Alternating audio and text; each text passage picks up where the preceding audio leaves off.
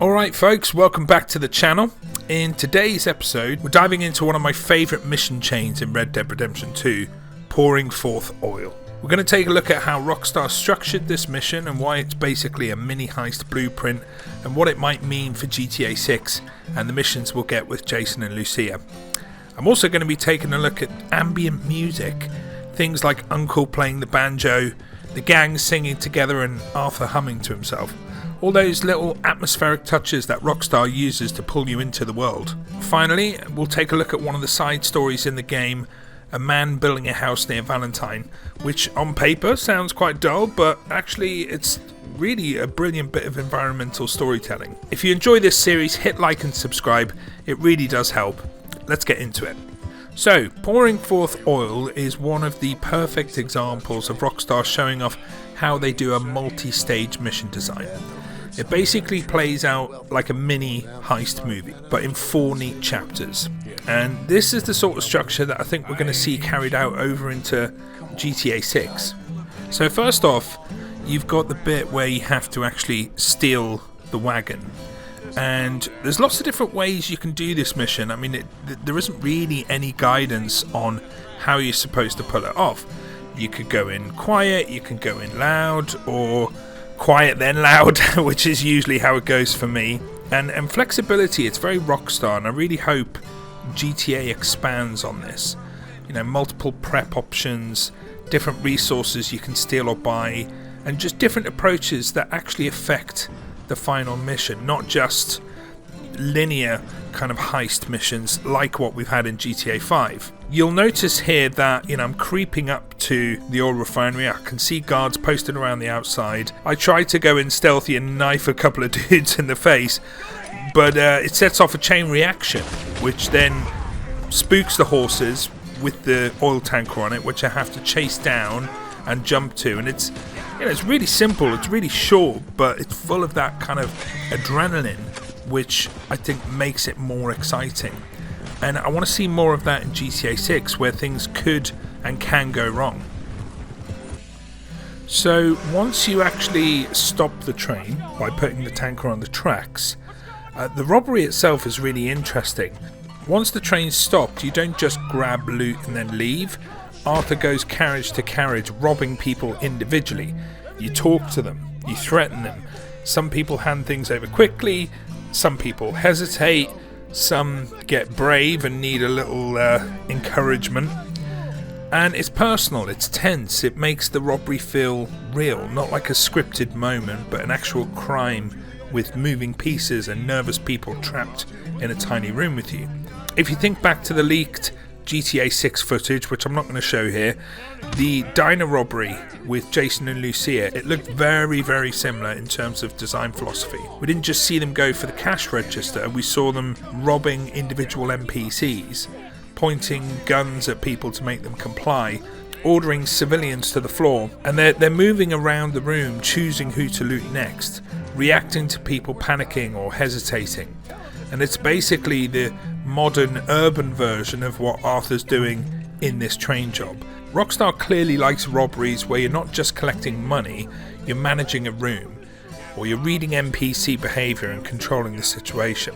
So if RDR2 is the blueprint, which I absolutely think it is, we're going to see robberies in GTA 6 that aren't just press X to steal. They're going to feel more dynamic, tense, hands-on, unpredictable as well, and reactive.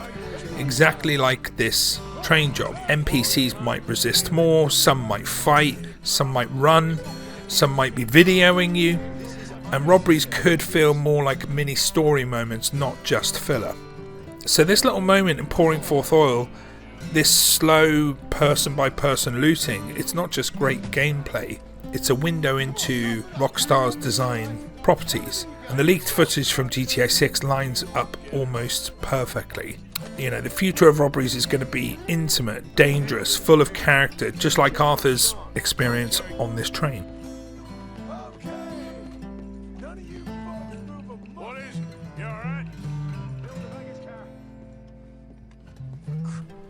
And just like in this mission, I expect the getaways to be a lot more intense, a lot more fraught with danger, maybe even some scripted moments rather than just having to kind of flee and get into a safe area. It'd be cool if they could add some extra elements in there.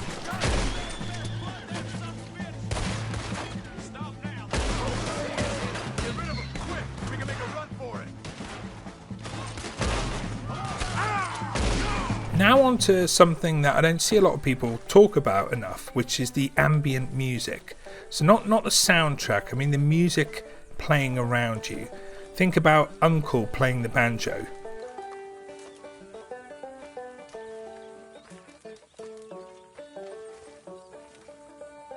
Or the gang singing Old Dan Tucker. Our can is full, we'll pump it out, and then all hands to sea. What's got at sea we spend. Even Arthur just humming on his horse. It's subtle, but it's some of the most powerful world building in the game. And you know, imagine in GTA 6, you might have Lucia humming her favourite tune. Maybe Jason's an amateur musician and might pick up the guitar in his flat. But I'd love to see things like street musicians where they change their songs depending on the time of day. I'd love to see bands actually playing at venues where you can just walk in and watch musical acts perform.